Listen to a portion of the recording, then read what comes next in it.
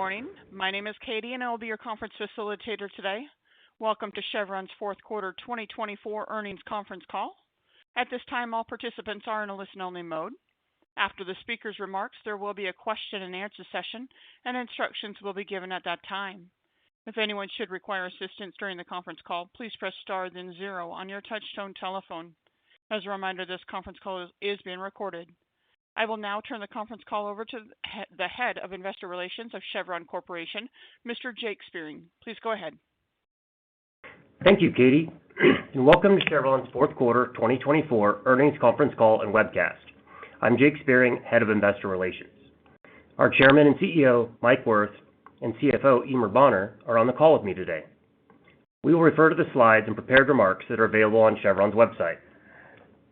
Before we begin, please be reminded that this presentation contains estimates, projections, and other forward-looking statements. A reconciliation of non-GAAP measures can be found in the appendix to this presentation. Please review the cautionary statement and additional information presented on slide 2. Now, I will turn it over to Mike. Thanks, Jake, and thank you everyone for joining us today. Chevron delivered another year of strong results in 2024. We achieved record production, both globally and in the United States, and reached key milestones that are expected to underpin years of future cash flow. This includes outstanding performance in the Permian, exceeding expectations with production growth of nearly 18% from last year, delivering key project startups in the Gulf of America, fully integrating PDC Energy, expanding our position in the DJ Basin, optimizing our portfolio through asset sales and swaps that maximize long-term value, including completing WPMP and achieving first oil at the Future Growth Project at TCO last week. We also returned a record $27 billion in cash to shareholders through dividends and buybacks. Over the past 2 years, we've repurchased $30 billion and reduced our outstanding share count by 10%.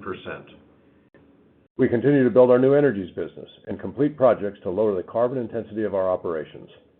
In 2024, we sold over 20 million barrels of bio-based diesel and advanced foundational projects in CCUS and hydrogen. We also completed projects designed to abate over 700,000 tons of CO2 emissions annually. Now I'll turn it over to Eimear to go over the financials. Thanks, Mike. Chevron reported fourth quarter earnings of $3.2 billion, or $1.84 per share. Adjusted earnings were $3.6 billion, or $2.06 per share. Included in the quarter were special items totaling $1.1 billion related to restructuring and impairment charges. Foreign currency gains were $720 million. Full-year organic CapEx was aligned with our announced $16 billion budget. Inorganic CapEx of $530 million related mostly to lease acquisitions and new energies investments. We maintained double-digit returns with adjusted ROCE of 10.5% for the year. Compared with last quarter, adjusted earnings were $900 million lower. Adjusted upstream earnings were impacted by revisions to asset retirement obligations and timing effects, including year-end inventory valuation. Adjusted downstream earnings were lower due to softer refining and chemicals margins and timing effects. Chevron's cash generation continued to position the company for long-term success while rewarding shareholders. In 2024, we invested capital efficiently, growing production by 7%, generated nearly $8 billion in proceeds from asset sales, sustained our long track record of dividend increases, and repurchased 5% of shares outstanding, and maintained a strong balance sheet ending the year with a net debt ratio of 10%. Chevron's long-standing financial priorities have created value for shareholders. They have guided our actions through multiple commodity and investment cycles and will continue to govern how we allocate capital. Over the past 5 years, we've grown our dividend faster than the S&P 500 and nearly double the rate of our closest peer. Today, we announced a 5% increase in the dividend, marking the 38th consecutive year with an annual increase to dividend payment per share. We're committed to capital discipline. Only the most competitive projects in our portfolio will get funded. Where assets don't compete for capital, we have a history of generating value commercially. The balance sheet is in excellent health, with net debt below our historical levels. We've repurchased shares 17 of the last 21 years and intend to maintain a buyback range of $10 to $20 billion per year, depending on market conditions. Compared to our peers, we're delivering growth with less capital and returning more cash to shareholders. In the past 3 years, we've returned $75 billion in cash to shareholders via dividends and share buybacks. Now, I'll hand it over to Mike to cover our near-term outlook. Thanks, Eimear. Chevron is in a strong position today, with near-term catalysts that are expected to drive the company to even better performance in 2025 and 2026. Our objective is unchanged: to safely deliver higher returns and lower carbon. In the next 2 years, we plan to achieve industry-leading free cash flow growth, further strengthen our portfolio, including the expected completion of the Hess transaction in the third quarter, advance opportunities in renewable fuels, hydrogen, CCUS, and power, while maintaining cost and capital discipline. It's important to note that the guidance provided today excludes Hess. We continue to be very confident in Hess's position in the arbitration. We plan to host our next Investor Day with a longer-term outlook after we close the transaction later this year. Chevron is poised for industry-leading free cash flow growth. We expect to add $10 billion of annual free cash flow in 2026, led by growth in advantaged upstream assets. With additional production from FGP and a further reduction in affiliate capex, we expect a sustained increase in distributions from TCO going forward. In the Gulf of America, where we produce some of the highest margin barrels in our portfolio, we'll have additional growth as Anchor and Whale continue to ramp up and we bring Ballymore online. And in the Permian, we're focused on operational efficiency and free cash flow, positioning the asset as a core cash generator for the company. We're also executing plans to deliver stronger results across the entire portfolio, including cash savings from our targeted $2 to $3 billion reduction in structural costs and improved returns in our downstream and chemicals businesses. At TCO, we achieved first oil at FGP last week. This important milestone is a result of consistent, disciplined execution by the project and operations teams. Our focus remains on a safe and reliable ramp-up of the plant. FGP adds 260,000 barrels of oil production capacity to the existing plants. We expect to achieve full production rates, 1 million barrels of oil equivalent per day, within the next 3 months. At $70 Brent, expected free cash flow to Chevron is $5 billion in 2025 and $6 billion in 2026. This includes fixed loan repayments and quarterly dividends. We're proud to bring this large, complex project online for the benefit of our shareholders and the Republic of Kazakhstan, and look forward to future collaboration to maximize the long-term value of the Tengiz Reservoir. In 2024, execution efficiencies led to strong well and base business performance, helping us achieve another record for Permian production. Over the last 5 years, we've delivered compound annual growth of 16% while continuing to capture efficiencies. Through optimized pad and drilling designs and completion improvements like triple frac, we're able to achieve these production levels with 40% fewer company-operated rigs than our plans included just a few years ago. We expect production to reach 1 million barrels of oil equivalent per day in 2025 and plan to moderate growth in capex to drive predictable and durable free cash flow generation. Our Permian portfolio delivers superior returns due to royalty-advantaged acreage across all of the subbasins, which add to both the top and bottom line. We're continuing to develop and deploy technologies to enhance efficiencies and recoveries. We're leveraging our strengths in advanced chemicals and stimulation and scaling them across our shale and tight portfolio. Our world-class upstream assets provide further growth opportunities that are poised to deliver value for decades. In the Gulf of America, where we expect to grow production to 300,000 barrels a day, we achieved first oil at the Anchor and Whale projects, and Ballymore is expected to come online around the middle of the year. In Western Australia, our discovered resource has the ability to keep our LNG plants full for decades. Last month, we announced an asset swap that will increase our equity in Wheatstone, which enables long-term asset development and monetization. In West Africa, we have a queue of low-cost developments that are expected to sustain production for many years. We recently extended leases in Nigeria and had a shelf discovery that will tie back to existing infrastructure. In Angola, we achieved first gas at the Sanyalim Gas Connection Project, and we plan to bring online our South Andola development later this year. In the Eastern Mediterranean, we have a significant resource position we're continuing to unlock. Expansion projects at Leviathan and Tamar are expected to come online through the end of the decade. Turning to our downstream and chemicals businesses, we're focused on operating reliably and efficiently while executing competitive projects that extend our value chains and capture market synergies. The recently completed expansion at our Pasadena refinery enhances our integrated value chain by running more Permian crude, supplying more products to our regional marketing business, and expanding synergies with the Pascagoula refinery. Our petrochemical growth projects in the U.S. and Qatar are more than 50% complete and are expected to contribute to further cash flow growth beyond 2026. Both projects are feedstock advantaged, have competitive cost structures, and are well positioned to serve growing demand.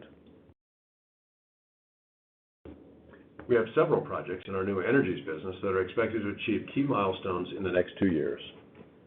In renewable fuels, we're in final commissioning of the Geismar renewable diesel expansion. And at our Bunge joint venture, construction continues at the new oilseed processing plant in Louisiana, increasing our exposure across the renewable fuels value chain. We're working towards startup of the ACES green hydrogen project in Utah later this year, which will produce hydrogen from water and excess renewable power and store it underground for dispatchable, lower carbon power generation. The project is one of the world's largest hydrogen storage projects and will have over 200 megawatts of electrolyzer capacity. In carbon capture and storage, Bayou Bend is working towards a FEED decision for the offshore project, and we're also developing plans to capture and store CO2 from our Pascagoula refinery. Earlier this week, we announced plans to jointly develop scalable, reliable power solutions to support growing energy demand from U.S. data centers. Chevron is positioned to participate in this growth and generate competitive returns through integration with our U.S. natural gas business, experience in building and operating nearly 5 gigawatts of reliable, behind-the-meter power, and expertise in technologies that can help provide a pathway to reduce greenhouse gas emissions over time. We've secured slot reservations to purchase 7 natural gas-fired turbines from GE Vernova, with deliveries beginning late 2026, and we're advancing site selection and engineering work while engaging customers. We look forward to sharing more as our plans develop. I'll hand it back to Eimear to close out our guidance for 2025 and 2026. Thanks, Mike. In a cyclical commodity business, capital and cost discipline always matter. Chevron's CapEx and affiliate CapEx budgets reflect our commitment to capital efficiency while funding a balanced portfolio of short and long cycle investments. Organic CapEx is expected to remain within our $14 to $16 billion guidance range. As spend in the Permian and Gulf of America comes down, capital will flow elsewhere within the portfolio to support continued growth. Affiliate CapEx is expected to trend down further as investments at TCO and CP Chem come online. We're targeting $2 to $3 billion in structural cost reductions by the end of 2026. Work is underway to deliver these savings through asset sales, scaling technology solutions such as expanding the use of robotics, and changing how we work to improve efficiencies. We're executing our plans to lower absolute costs while delivering growth. Last year, worldwide oil equivalent production was the highest in our history, benefiting from a larger position in the DJ Basin following our acquisition of PDC Energy and nearly 18% growth in the Permian. Excluding asset sales, we expect production to grow around 6% annually through 2026. In 2025, we expect growth to be weighted towards the second half of the year as key projects in Tengiz and the Gulf of America come online and ramp throughout the year. We're excited about the year ahead. We're focused on delivering growth across advantage assets and value chains while reducing absolute costs, starting up profitable new energy projects and advancing new behind-the-meter power solutions, and continuing to reward our shareholders with higher returns and a differentiated value proposition. I'll now hand it off to Jake. That concludes our prepared remarks. Additional guidance can be found in the appendix to this presentation and the slides and other information posted on Chevron.com. We're now ready to take your questions. We ask that you limit yourself to one question. We will do our best to get all of your questions answered. Katie, please open the line. Thank you. If you have a question at this time, please press star one on your touch-tone telephone. To allow for questions from more participants, we ask that you limit yourself to one question. If your question has been answered or you wish to remove yourself from the queue, please press star two. If you're listening on a speakerphone, we ask you to please lift your handset before asking your question to provide optimum sound quality. Again, if you have a question, please press star one on your touch-tone telephone. We'll take our first question from Biraj Borkhataria with RBC. Hi, thanks for taking my question. And firstly, congrats on getting FGP online, and it's a big project. So I wanted to ask about sort of underlying cash flow excluding working capital. This quarter, at least versus our model, the 5.3 billion was quite a bit way off what we expected. So could you just walk me through how I should think about any one-offs in there and help me understand, what the sort of underlying basis should be as we think about 2025? Thank you. Hi, Biraj. Thanks for the question. You're right. Cash flow, excluding working capital, was impacted by some non-recurring and accounting items this past quarter. So let me step you through the big ones. Maybe the first is we recognized some tax charges and earnings related to our recently completed Canadian asset sale, and that was around $1.5 billion. It's important to note that these tax charges are offset in working capital, but if you exclude the working capital when you're looking at cash flow, you're still going to see that tax charge. So that's a big one. That's the main one. The second one is we also recorded some charges in the quarter that for earnings, we had identified those as special items. We disclosed them back in December in our capital release.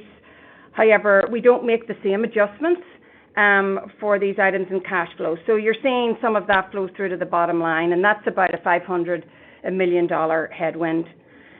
Beyond those two items, we did have some other impacts, the combination of affiliate distributions, some unique commercial activity, and that's another $500 million.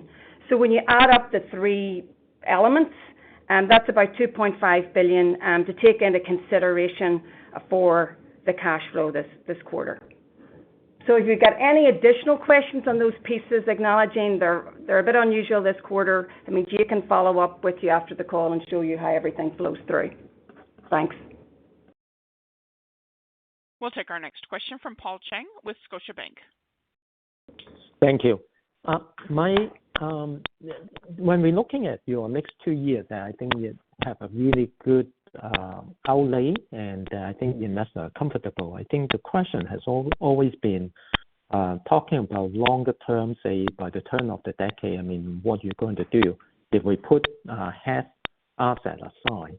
And in here, can you talk about your opportunity set you already have in West Africa, for example?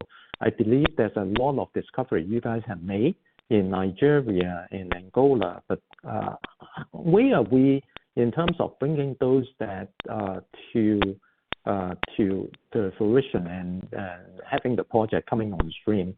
What we need in order for that to become a reality, and how big are those opportunities set? Thank you. Okay, Paul, thank you. You're right. What we laid out today is a more detailed look ahead for the next 2 years. And as you rightly note, there's a lot of significant growth. We wanted to provide you more confidence and visibility on that free cash flow growth, and frankly, it continues to be de-risked every day. Here during the month of January with the Whale startup and the FGP startup, two significant events that really de-risk that. And so that was the primary objective, is provide transparency and confidence in that. And I will set Hess aside, but I'll just acknowledge that we look forward to closing Hess, which will make a strong hand even stronger. If you look out beyond the end of 2026, there are a number of things that are going to contribute to continued free cash flow growth. We've got two big chemicals projects that are under construction that will come online late 26, early 27 time window. We've got projects in the Eastern Mediterranean in the near term for both Tamar and Leviathan that will come on towards the end of this year and be ramping into 26 and beyond. And then we've got further work underway, particularly at Leviathan, for yet another expansion in the Eastern Mediterranean.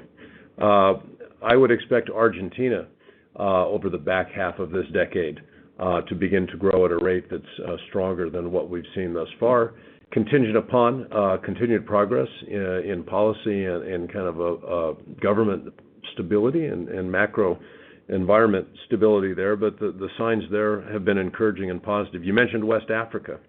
There's a number of opportunities. I talked about a discovery on the Nigeria Shelf, Sanyalin Gas, South Ndola. We have a number of other very attractive prospects there. We haven't really gone below 10,000 feet to produce yet in that region. We picked up additional acreage offshore Angola, 3 new blocks that are undergoing seismic work right now. And, we haven't talked a lot about West Africa in recent years, given some of the other things within our portfolio, but that has a lot of running room left ahead of us. Venezuelan partition zone, huge resource positions. We've been moving thoughtfully for particular reasons in each of those locations, but those present long-term opportunities that are captured and can become very attractive. And we've got a really nice exploration portfolio in West Africa, South America, the U.S. Gulf, the Eastern Mediterranean, that we expect to provide further resource opportunities. We've got technology that can unlock things, and of course, a large low-decline base that we can sustain with very competitive capital investment and good underlying growth rates. So we've seen outsized growth here in recent times, right? Last year's growth, 7%. We're guiding to a 6% CAGR for the next couple of years. That's probably not a growth rate that anyone would expect to continue, but there are plenty of opportunities out there in the 2027 and beyond queue. We'll sort through and fund the best of those within a tight, disciplined capital budget. Thanks, Paul. We'll take our next question from Neil Mehta with Goldman Sachs. Yeah, good morning, Mike, Eimear, and team.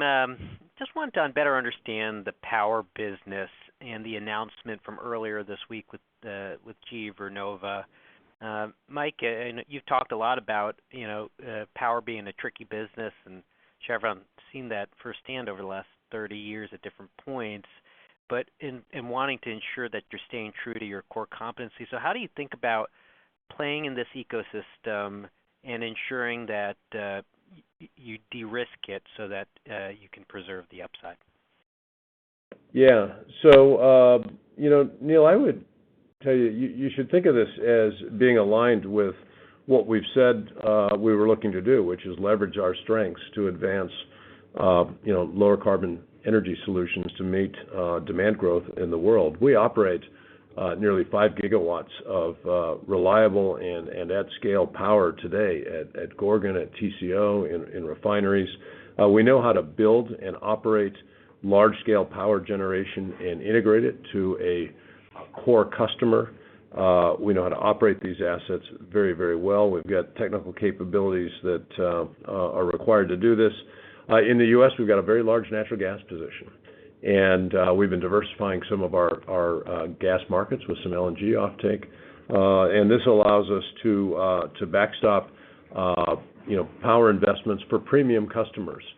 We have said we didn't envision ourselves as a merchant power player, and we still don't. Building power to sell into the grid and just generate merchant power is probably not going to deliver returns competitive with our portfolio, but a high reliability at scale offering that's delivered rapidly is something that's in high demand from customers right now. You can see PPAs that have been done for things like recommissioning nuclear facilities that give you some sense of the value that these have for customers. And we've been engaged in discussions with the hyperscalers for a year or more to understand what they're looking for and understand whether or not that's something that we can deliver on. And we think that it really does make good sense for us. We get 7 of GE Vernova's largest turbines with reservation slots for delivery beginning in late 26 and then into 27, and would expect to be on the front end of what will be a real surge in power demand in this country. And importantly, the last thing I'll say is, I think most of the people on the call are familiar with the challenges that the grid in this country faces right now in ensuring we keep supply of electricity reliable into the economy as it stands today. Doing this off the grid and behind the meter doesn't further tax an already taxed distribution infrastructure, and it doesn't put this investment cost into the rate base and drive up costs for consumers as well. So we think this is something that's good for America. American energy abundance can help ensure AI leadership. It's good for the public. It'll create jobs, and it'll help to keep rates from rising, and it's good for the big customers. They're looking for a reliable and fast solution to deliver this power and eventually lower carbon options to reduce carbon intensity. Thanks, Neil. We'll take our next question from Doug Leggett with Wolfe Research. Well, thanks. Good morning, guys. Thanks for the opportunity to ask, Mike. I did warn Jake I'm out of a Part A and a Part B, so it's technically one question, but hopefully you can I'll assume he blessed it. So the incremental disclosure on the bridge to 2027 is really, really helpful, but I wonder, it's never enough, obviously, but I wonder if you could just benchmark that against what you gave us in February 2023, I guess, under similar conditions. So what is the incremental 10, including the debt payback? What does that look like in 2027 versus, I guess, what you gave us before? And the Part B is, obviously, Tengiz is the big story here, but a couple of days ago, I think the Kazakh government were on the wires actually talking about contract extensions, which is great news for you potentially, but on better terms. So I was just wondering if there was any color you could offer on that. Yeah. So, Emer, why don't you talk about free cash flow for 2027, and then I'll take the concession. Yeah, thanks, Doug. The short answer is that it's aligned with the previous guidance, so we're really reaffirming that guidance. Obviously, since then, there's been some puts and takes. On the portfolio side, we've added PDC since our last guidance. We've divested some assets as well, primarily Canada. There's been some price assumptions changed, but we do have growth laid out today, out to 2026, and we see growth beyond that. We've got the CP Chem projects that will be online around that time. We'll have some Eastern Med brownfield projects in Tamar and Leviathan that will come after 2026. Mike talked earlier about the Argentina potential there and the power potential. And then in addition to that, we've got the $2 to $3 billion of structural cost reductions that are underway. So, the short answer is it's aligned, but maybe many of the projects that we talked about a few years ago have also been de-risked since then. So we'd expect to provide, the 2027 outlook later on the year. Okay. Yeah, on the concession, Doug, we're still focused on ramping up safely and reliable. This is a really important milestone, and it signals moving to the next phase in the life of that field. And so we're absolutely laser focused on getting that right. Early performance has been very stable and very encouraging. As we get through the ramp up to see the plant and reservoir performance, we'll then be able to really turn our focus to the future. This is a world-class asset. We've got a long, proud history in Kazakhstan and with the TCO partnership, and we certainly would like to extend the concession, but it has to work for everyone. has to work for the Republic, it has to work for our company and our shareholders, it has to be competitive. These things take time. These are complex contracts, complex negotiations, and we'll keep you posted as that evolves over time. Okay, and that was a clever way to get two completely unrelated questions in, Doug. So if Jake blessed that, I'm going to have to talk to Jake about the ground rules in the future. Let's go to the next question. We'll go next to Devin McDermott with Morgan Stanley.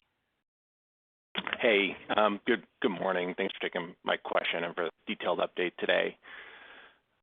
Mike, I wanted to ask you about policy. There's been in the U.S. now a series of energy-related executive orders over the past week. I was wondering if you could talk through how this might impact some of your oil and gas operations, especially given the large presence you have in the Gulf and then new energies opportunities. And to think through the flurry of news flow over the last week, there's also been some headlines on your Venezuela license. If you could address that as part of the response, I'd appreciate it. I know a lot to unpack there, but would love your thoughts. Thanks. Yeah, that is a lot, Devin. Following up with Doug's stuff. Yeah, well, but they're all related for you. So let me start kind of at the highest level. For years now, I've been calling for a more balanced discussion about energy. We're finally beginning to see it. We're seeing economic prosperity, energy security, and environmental protection all being brought together.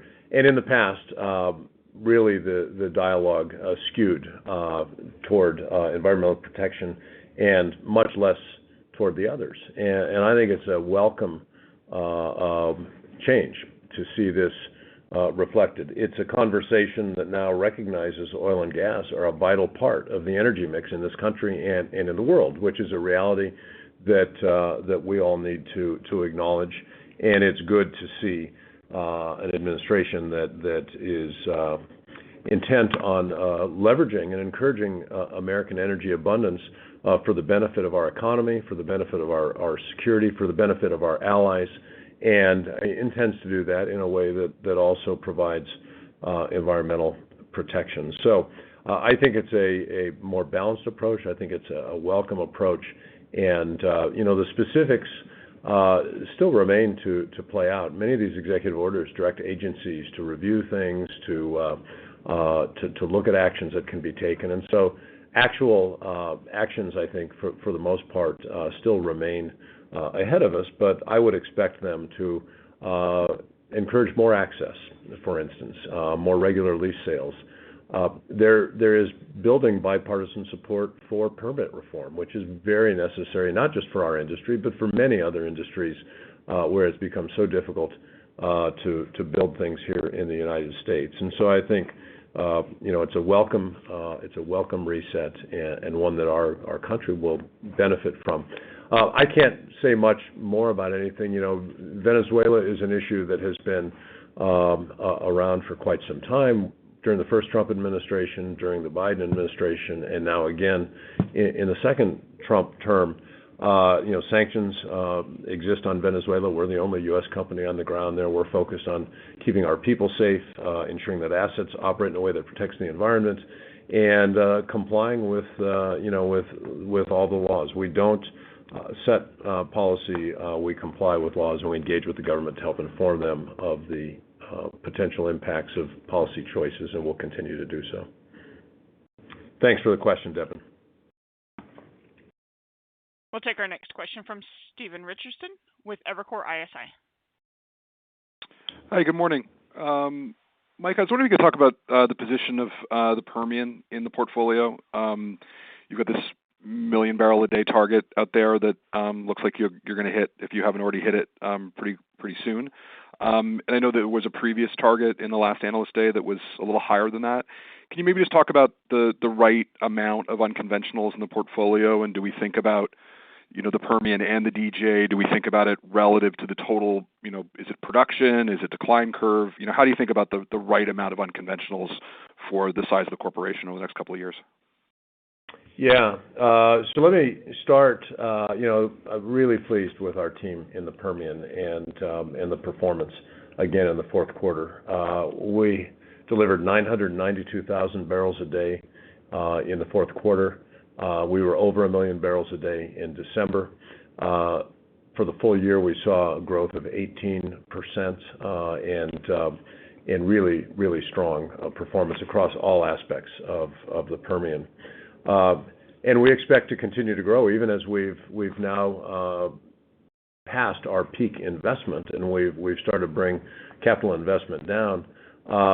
We still expect to see 9 or 10% production growth in 2025, something a little bit less than that probably in 2026, and we're headed towards a lower rate of growth, and at some point you can't grow a position like this infinitely. That was the criticism of the industry last decade, is companies only focused on growing and they never focused on generating free cash flow and returning to shareholders, and that's always been our plan, to do just that. So we'll have an asset that will produce something over 1 million barrels a day for many, many years into the future, and as we can maintain that with a lower rate of capital investment than we've required to get to where we are, that really opens up the free cash flow off of that asset. So we are very pleased with that. We've got 400,000 barrels a day, give or take, now in the DJ Basin, which is kind of in that plateau phase where we can draw free cash flow off of that. We close Hess. There's another couple 100,000 barrels a day in the Bakken. You bring Argentina in, and now you're talking 1.7 million barrels a day or so. And this year we produced 3.3 and change, and so it's kind of 50% of the portfolio. And the nice thing about that is at very modest capex, you can hold that production flat for quite some time and use that as a big cash generator. And so that is the intent.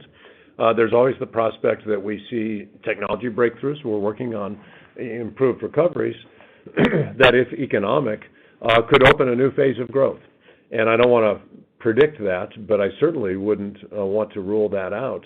And so as we continue to get better and better at this and develop technologies to improve recoveries, we can extend the plateau. We could raise plateaus, but this is a highly economic asset that is a core position that will generate production and cash long into the future. And of course, in the Permian, the royalty advantage that we have is kind of icing on top of that cake. And so that's how we think about it. I can't give you a magic a formula, a percentage, but it's, like I say, it's approaching 50% of our overall production, which is a significant piece. Thanks, Steve. We'll take our next question from Jason Gabelman with TD Cowen. Hey, thanks for taking my questions. I wanted to ask about the TCO distribution, and I appreciate the detail between first half and second half of this year. The $5 billion and $6 billion for 25 and 26, is that similar to the $4 and $5 billion respectively that you guided to previously, just at a higher price deck? And further to the distribution, it looks like, based on TCO's own filings, that their operating expenses from 2022 to 2023 have gone up about $5 a barrel. I'm not sure if that's related to the Russian war or something else, but I wonder if that increase in OPEX is contemplated in your free cash flow guidance for TCO, or if that's something you expect to come back down. Thanks. Jason, yeah, thanks. I can talk to that. The free cash flow inflection that's coming with, which is actually upon us now that the asset is started up. So we shared in the slide $5 billion for 2025 and $6 billion for 2026. What's contributing there is obviously the production, but also the affiliate capex is coming down. So with the project completing, the affiliate capex is reducing significantly, and so that's resulted in the free cash flow. We also anticipate that as the plant gets shook out and the safe and reliable startup completes, that they'll be focused as well on operational OpEx and optimizing that, given the new base business of 1 million barrels a day that they will have. So that can move around a little bit during the year, but generally we have OpEx coming down there too. So those are two things that are contributing to the free cash flow in addition to the production. Thanks, Jason. We'll take our next question from Alistair Sim with Citi. Thanks, Mike. I just wanted to ask about Namibia, if you've got a good sense of why that first exploration well failed and whether you've seen enough to make you want to go again in a different location. Thank you. Yeah, Alistair, the first well was the first well, and in exploration, you learn that oftentimes, particularly in a relatively new basin, you need a lot of information, and so each well is actually, well, you're targeting hydrocarbons. The real objective is to learn, and a failure to learn would be a failure of the well. A failure to find oil and gas happens more often than not. And so we have a very large position on two different blocks in the Orange and the Walvis basins.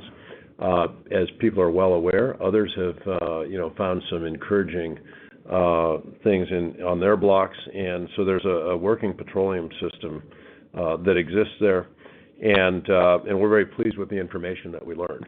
And it does inform future activity, and it helps us understand the geologic history of that part of the basin, which is fundamental to understanding how the depositional structures and geology evolved, and we'll use that to inform future activity. It's not enough, if I heard your question correctly, it's not enough to say we're not interested. It's enough to say we continue to be interested. The other thing I'll just tell you is that the well went down very fast.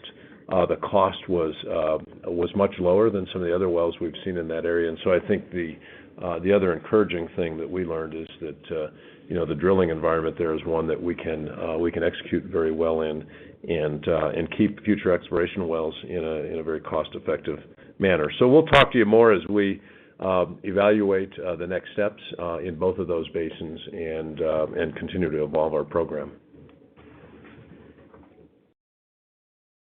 We'll take our next question from Betty Jiang with Barclays. Morning, Betty. Good morning. Thanks for taking my question. I want to go back to the power venture. I want to ask about how do you think about the capital commitment for Chevron related to that venture? It is really impressive that you were able to secure these high demand turbine spots. So have all the deposits for them been made, and just how much equity capital would you be willing to put into it? Thanks. Yeah, thank you, Betty. It's still early days, and we're not providing public details on some of the specifics of the joint development as we move into the next phase of site selection and engineering and the like. We have secured the slot reservations with payments, and those are again terms that are confidential. We won't have 100% of this. It'll be funded through partners and other investors, and we'll provide more detail at the time that's appropriate on that. The one thing that I do just want to call out is we haven't changed our CapEx guidance, and so this will be done within the CapEx guidance that we've issued.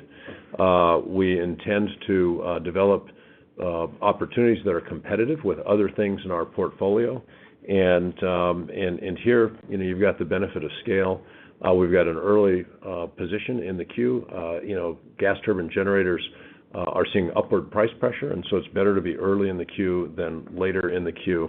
And so we'll be focused on capital efficiency here and developing a project that delivers value for customers and delivers value for shareholders. So stay tuned for more details as things evolve later this year.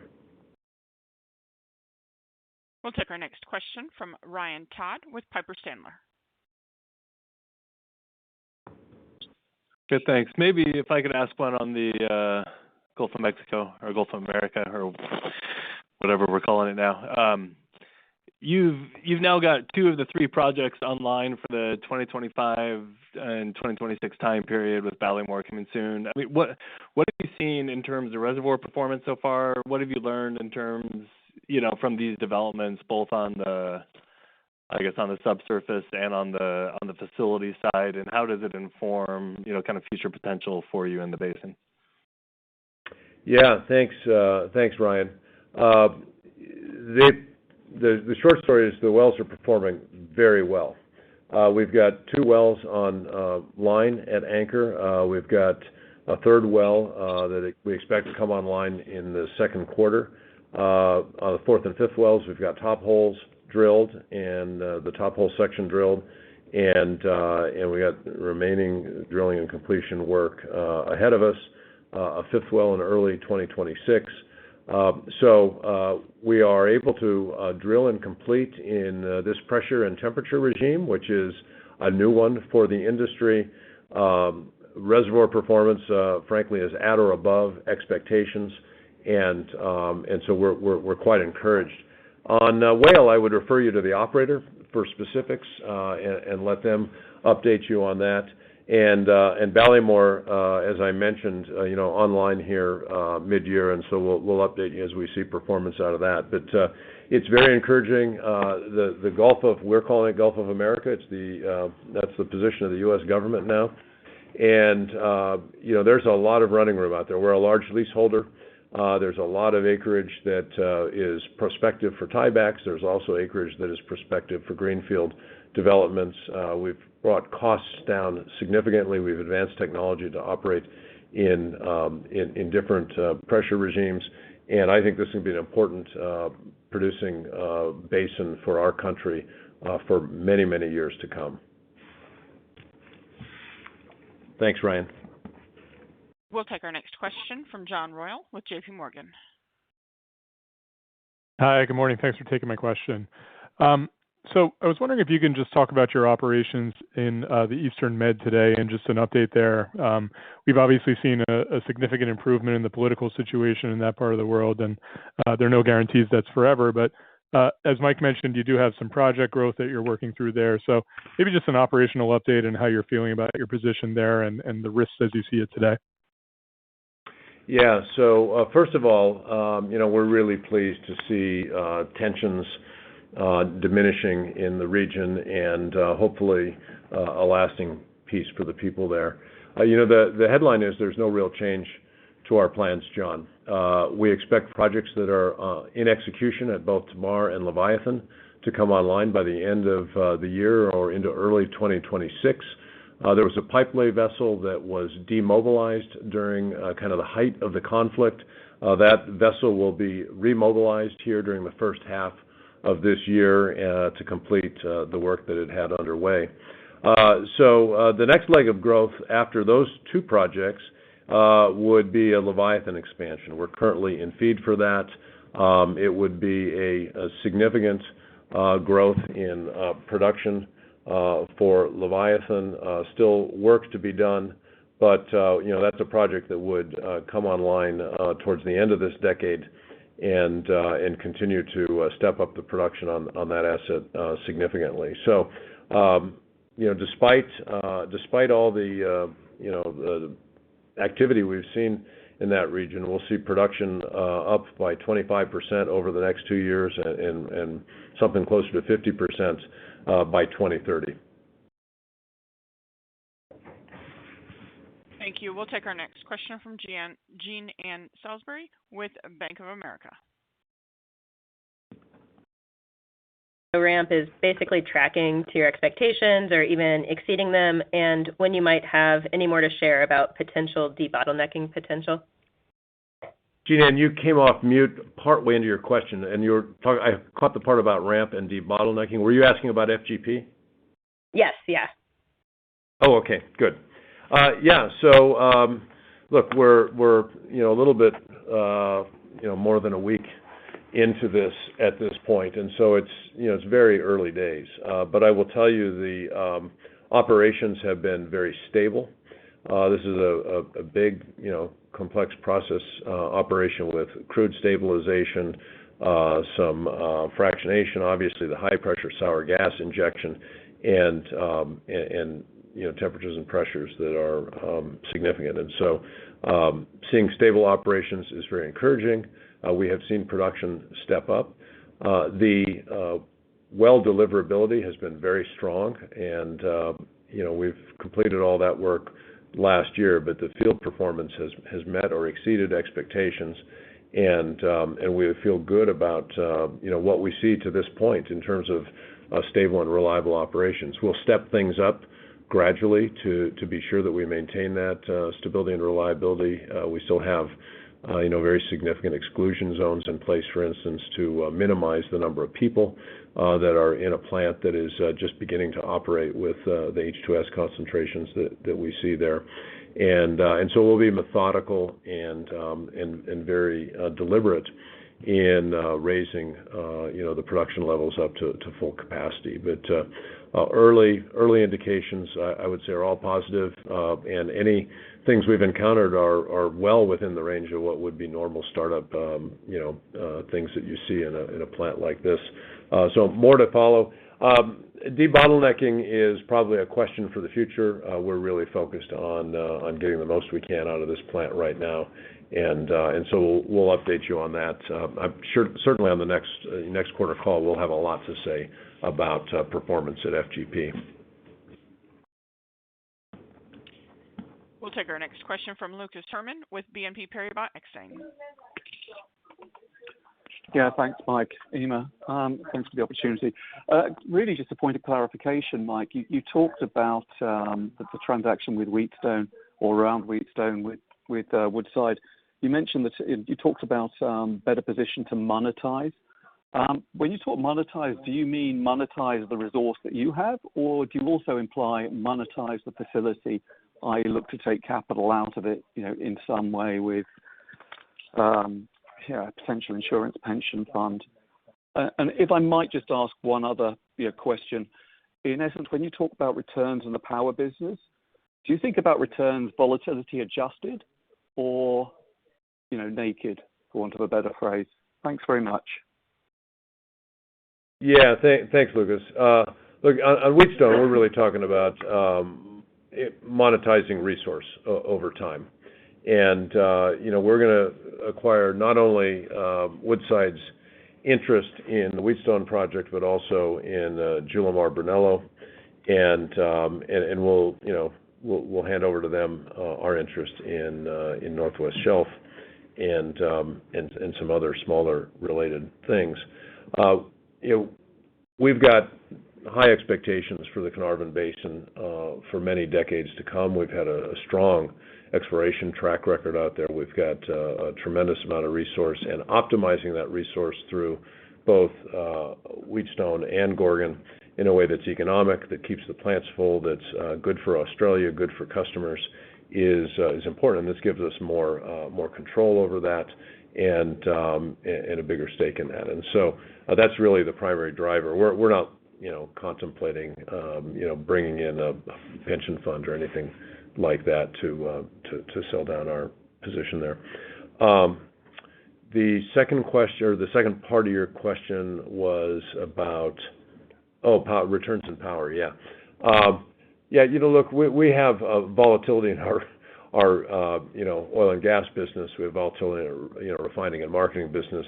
We would look to have put in place PPAs that work for customers and work for us. And as a large natural gas producer, we obviously have natural gas supply.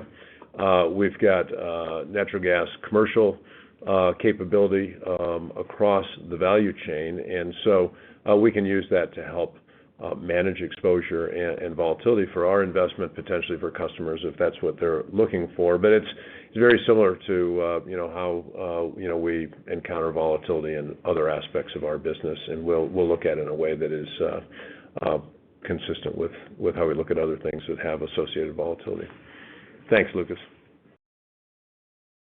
We'll go next to Josh Silverstein with UBS.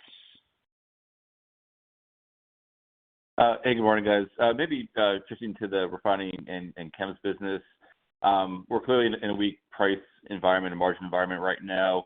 Other than maybe improving the product slate and doing some cost reductions, are there things that you guys can do countercyclically to improve your leverage to the recovery? Maybe bring forward some projects or turnarounds, acquire some other assets that might be financially challenged, anything like that? Thanks. Yeah, having spent a good part of my career in that business, margin pressure is a familiar friend, I guess I would say, and it does spark innovation, and there's nothing like feeling kind of the sharp end of the stick to make people continue to find ways to find a little more flexibility in your feedstocks, improve your operating reliability, your cost structure. Make sure you've got all the right handles for product optimization into the market via different products, via different channels to go to market, and customer relationships and the like. And so I think we'll be looking to do all of those things, but we should be looking to do all those things when margins are good, and we certainly are looking to do those when margins are difficult. I would point to the fact that we're now increased capacity to run light oil at our Pasadena refinery. This is a good example of that. So we can integrate some of our upstream production that we may get a better net back on it versus exports, for instance. We'll produce products that can move out into our marketing channels where we might otherwise be reliant on others to supply some of our market needs. And we can integrate intermediates with the Pascagoula refinery. We can optimize during turnarounds and storms and other market conditions by thinking of those two as a system. And so we'll continue to look for opportunities like that, which are capital efficient ways to increase your flexibility and ability to control your own margin outcomes in the downstream. Thank you. We'll take our next question from Paul Sankey with Sankey Research. Hi, Mike. Thanks a lot, everyone. Nice to hear you back on the call, Paul.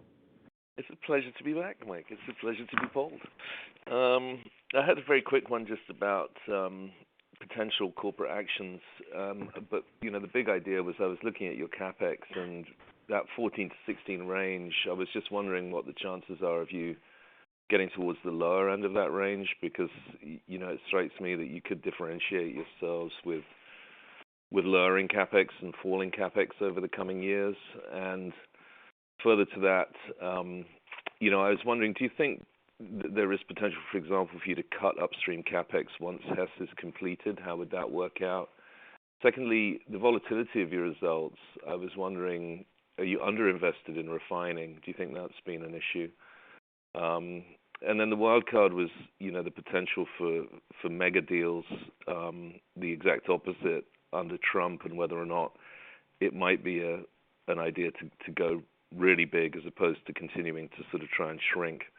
And then the final element of the capex question was, if you're doing this AI gas-fired power, do you cut back? What are the areas that you're cutting back capex that presumably are now less attractive under the Trump guidance, such as it is? Thanks. All right. Well, you have clearly pipped Doug Leggett in terms of getting the most questions into one.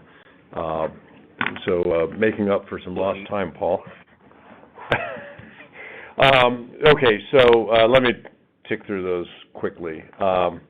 14 to 16 is a range. Last year we were at the top end of the range. This year we're at the middle end of the range. Yeah. Could we be at the low end of the range? We could. And we'll we'll make that call based on the opportunity set, the competitiveness of those, our view on the market outlook. The real message here is I think you can depend on us to remain very disciplined, and we're getting more for every dollar we're spending. I mentioned earlier the Permian's growing with 40% fewer rigs than our plans contained just a few years ago. We're growing at a 7% rate last year, 6% CAGR the next couple of years. The infamous porcupine charts show that at a time we were spending a lot more capital, we weren't delivering that kind of growth. So we become more capital efficient, and we have to continue to look for ways to deliver energy at lower and lower capital investment. Are we underweight in refining? We've always been more skewed to the upstream. If the right opportunity were to come along in downstream or in chemicals, you'd always look at it. In those segments, one of the ways you de-risk your position is by not overpaying. And so, we're always attuned to opportunities out there. It would have to fit our criteria, which really are assets that have scale, flexibility, can operate very efficiently, would integrate into good market positions. So there's a set of criteria that we would apply to that. I'm not going to speculate on mega deals, whatever that means.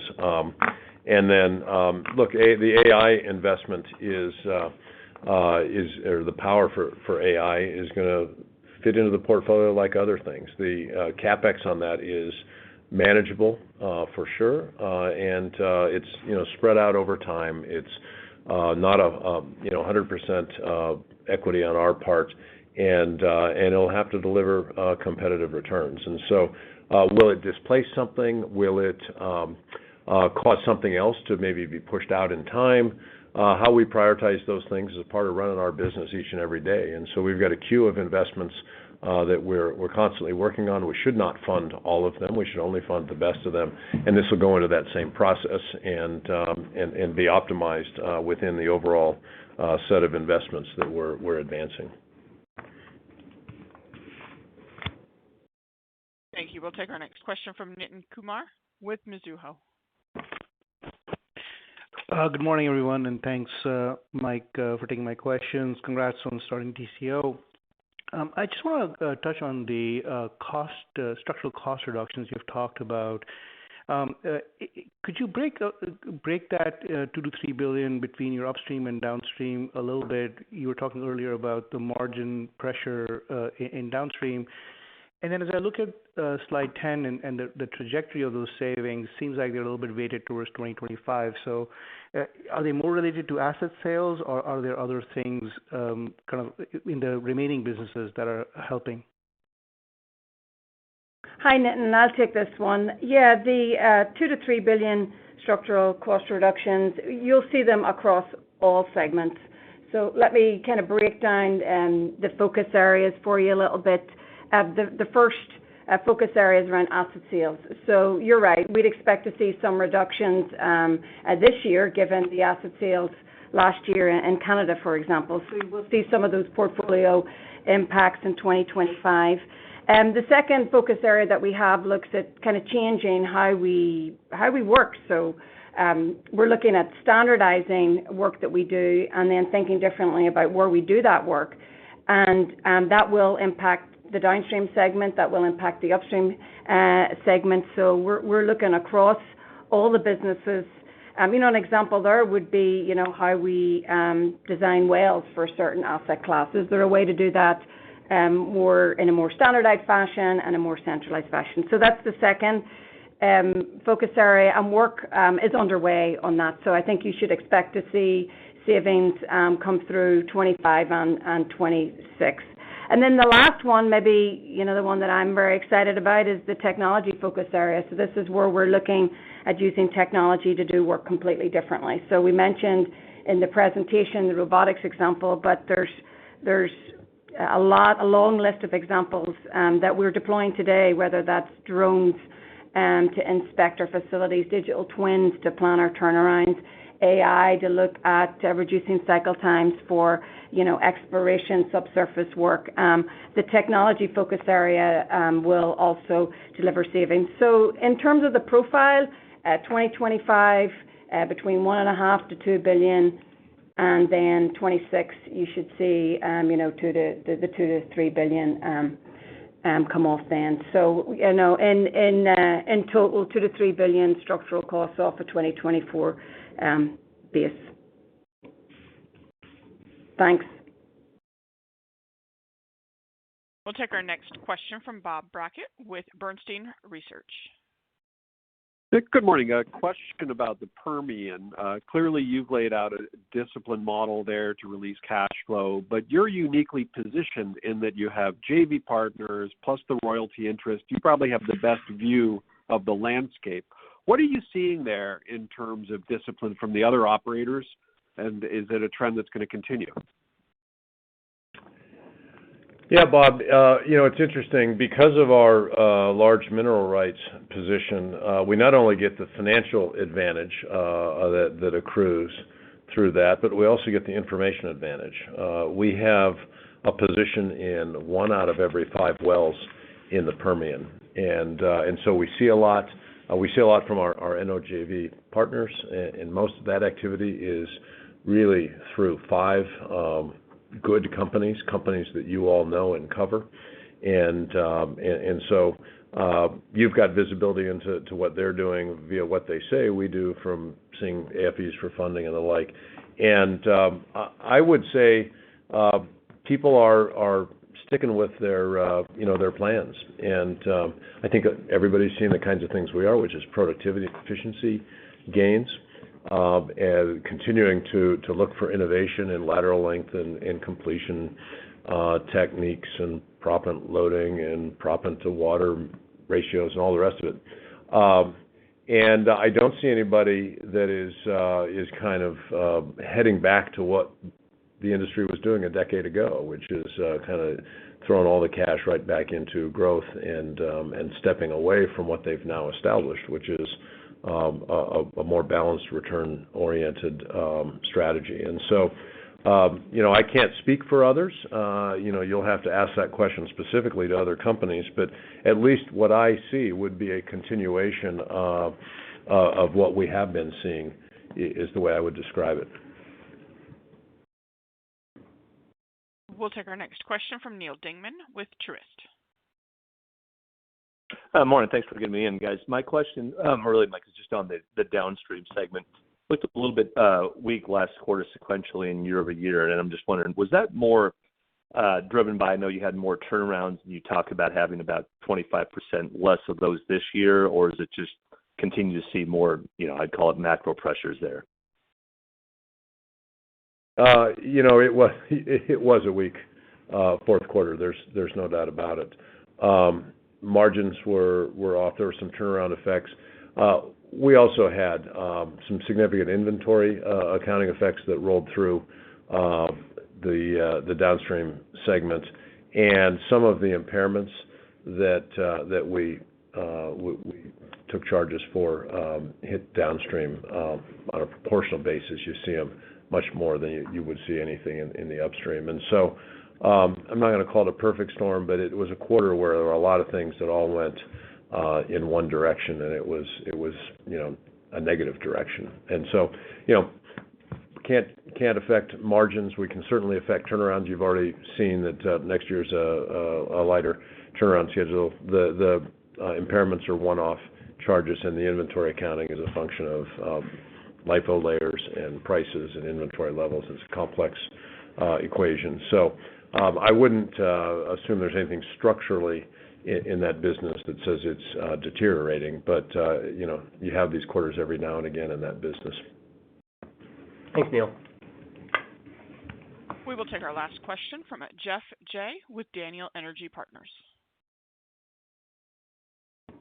Hi, all. Hey, Mike, I was just kind of curious about Argentina. I mean, clearly with Milei in office, it seems like a much friendlier place to do business. You mentioned it earlier. You know, how do you see the politics and the opportunity set changing down there? Yeah, thanks for asking. It's an area that I am encouraged by. We've got a very strong position in the Vaca Muerta, both in Loma Campana in the south and El Trapial in the north. The geology works very well. We're very pleased with what we've seen, and we've had a I would say, a moderate pace of activity. More history down in the south at Loma Campana, but encouraging over the last couple of years at El Trapial in the north. I'm also really pleased to see the situation in the country improving. We've seen inflation come down significantly. The banking system has stabilized. There's progress towards reducing and removing capital controls.